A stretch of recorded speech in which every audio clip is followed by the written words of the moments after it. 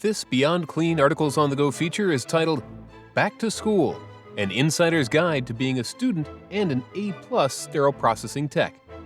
Written by Hank Balch, founder and president of Beyond Clean. For countless sterile processing professionals across the globe, the coming of fall means one thing: heading back to school. Whether that's starting an associate's program for surgical technology, finishing off a bachelor's in nursing, or putting the finishing touches on a master in business, working, schooling, and dealing with life is always a delicate balance in the world of SPD. I started my own career in sterile processing as a frontline technician working second shift and finishing off graduate school in the mornings. I remember the days of squeezing chapters of my textbook into my 15-minute breaks and treasuring the few weekends that I didn't have to work so I could study instead. As I graduated and grew into a department leader, I ended up hiring a large number of students through my time as an SPD manager and director. I've seen many of these students balance school and work well, but I've also seen a good percentage of them fail, in more ways than one. So, before you get too buried in your books this semester, I wanted to share a few insights into what it takes to get this whole SPD plus school equation right. 1. Keep the main thing the main thing. First and foremost, you need to answer the question, what is taking priority for me in this season of life? If the answer to that is school, then you need to make sure you have a position and schedule that allows for you to attend your classes and have sufficient time to study. If your main focus is career growth, but you'd still like to finish school at some point, you'll want to keep yourself flexible so that you don't miss an opportunity to grow just because you're locked into a particular schedule for the semester. Whatever your focus, stick to it and don't let circumstances get you off track. 2. Read the syllabus. I'm not kidding. Regardless of whether you're part-time, full-time, or PRN employee in your CS department, you have a team who is depending on you to be there when you're supposed to be there. Particularly for students, this means you need to prepare far in advance of any midterms, finals, or major term papers you need to complete, and not use those as occasions to call off at the last minute, or attempt to switch your shifts. I've been to college, for an entire decade actually, and I know the vast majority of your classes have amazing things called syllabi that map out an entire semester's worth of schedule in one fell swoop. Read it, and let your department leaders know at the beginning of the semester when you'll need off for certain testing-related events. 3. Creatively use your time at work. The majority of CS work requires absolute attention to detail and a fair amount of activity.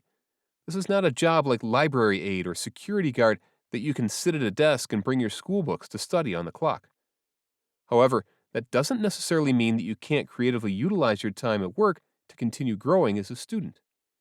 If your department allows the use of personal audio devices, such as MP3 players, think about downloading your class lectures to listen to while you pull cases or put away sterile returns. If you're at a prep pack workstation for the evening, ask your leader if you can jot down a handful of key figures from your Western Civ class to memorize while you work, or quiz yourself with coworkers who have already taken the same course. Just make sure you never lose sight that you're ultimately there to care for patients, not prep for Algebra 2. 4. Take advantage of your learning skills. Now, I'll readily admit that just because someone is a student doesn't make them a good student, any more than standing in a garage makes someone a car. However, don't take for granted the learning skill set you have as a current student. Many SPD professionals have been out of school and inside the industry for decades now, and simple things like knowing the best way to study a certification textbook or prepare for an exam can feel overwhelming for them. If you work with folks like this, be willing to share your tips and tricks for consuming knowledge and being able to understand it enough to put it back out on a test. And when you have a semester break or vacation, jump into those SPD certification textbooks like the CRCST, CIS, CHL, and CER. You're already in school mode, why not get a few industry credentials while you're at it? 5. Think about keeping the door to SPD leadership open. And finally, even if you think you would never want to go into SPD leadership in a million years, think about keeping the door to that opportunity open as long as possible. Sterile processing is a true skill and trade across the globe. Any country that has a hospital has this profession or something like it. If you graduate with a liberal arts degree and end up working at Starbucks, You may wish you wouldn't have given up your experience and credentials you earned during your time as an SPD professional. When I first started in this industry, I had no intention of staying in it. 11 years and a handful of promotions later, I'm in love with battling dangerous microbial fire breathers and developing teams into weapons of mass microbial destruction. The same thing might even happen to you. As with any other goal in life, completing college is something countless folks have done before you, and many more will do after you. And many of us have also done it while working in our local SPD department. While becoming an A-plus student and technician won't be easy, it's totally doable, and it's possible to do it excellently.